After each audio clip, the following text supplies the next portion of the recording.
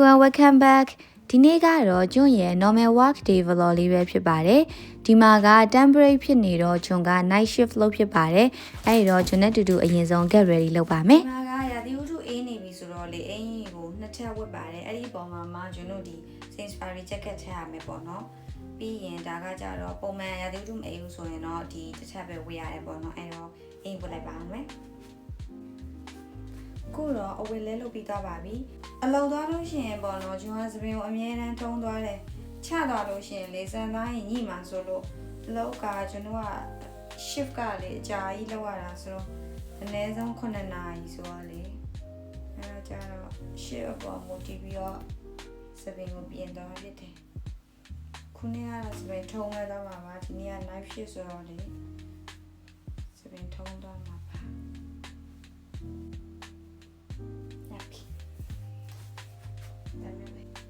စတော့ဒါမျိုးလေးထုံးသားဖြစ်တယ်ပေါ့နော်ဒီမှာကရာသီဥတုကအေးနေပြီမဟုတ်ဘူးမတရားကိုအေးနေတာခုရက်ဆိုလို့ရှိရင်ကျွန်တော်စီမှာ -3 -5 -6 ညနေဆိုရင်အဲ့လောက်ထိရောက်တယ်ကွာအဲ့တော့တော်တော်အေးလို့နဲ့ထပ်ဝေးရပါတယ်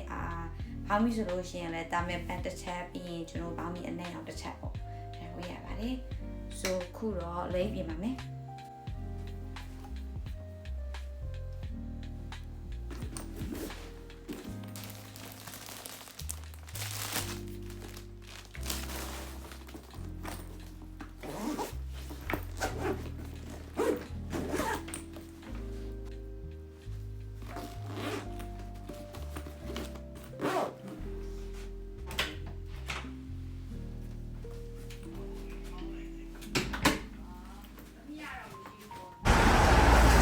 အလုပ်ကိုသွားနေပါပြီအလုပ်ကကျွန်တော်အိမ်နဲ့တိတ်မဝေးဘူးပေါ့နော်အဲ့တော့လမ်းပဲလျှောက်သွားဖြစ်ပါတယ်ရာသီဥတုကတော့မြင်တဲ့အတိုင်းပဲဒီမှာကစောင်းရသည်ဆိုရင်မိုးတအားရွာပါတယ်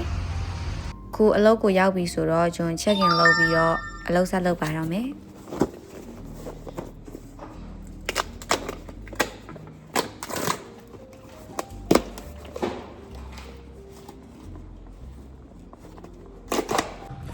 နားချိန်မှာတော့ကျွန်တော်ဒီ cupcake လေးစားခြင်းလို့ထပ်ဝယ်စားဖြစ်ပါတယ်။ကဲ hard work ရဲ့ recipe ပါဒါတော့တရာအပြင်မှာတော့နှစ်နေအများကြီးကြာနေပါတယ်အမှန်တကယ်တော့ကျွန်တော်စီမှာနေတာမနက်3နာရီလောက်ကလေးကြာတာကွာအဲ့ချိန်မှာအလုံးလုံးနေတော့အပြင်ထွက်လို့မရအောင်အဲ့ဒါခုအပြင်မှာတော့နှစ်နေကြာပြီးသွားပြီပေါ့နော်ဖွဲဖွဲလေးပဲကြာတော့တယ်ခုအပြင်တော့အိမ်ကိုပြန်ရောက်ပါပြီကျွန်တော်တညာလုံးအလုပ်လုပ်ထားဆိုတော့ဗိုက်စာလို့ရေတစ်ခွက်အရင်တောက်လိုက်ပါတယ်ပြီးရင်တော့ကျွန်တော်ရှက်ခောက်ချက်စားပါမယ်ချော်စင်းနဲ့ရောင်းပြတာဆိုတော့ခုကမနေ့ရောက်နေပြီဆိုတော့ကျွန်တော်မနေ့စာအနေနဲ့ရှက်ခောက်ချက်စားလိုက်ပြီးတော့တည်ထားတဲ့အချိန်မှာနိုးလာရင်စားဖို့အတွက်ထမင်းကိုတယ်မယ်ပေါ့နော်အဲ့တော့စမ်းချိန်ပါမယ်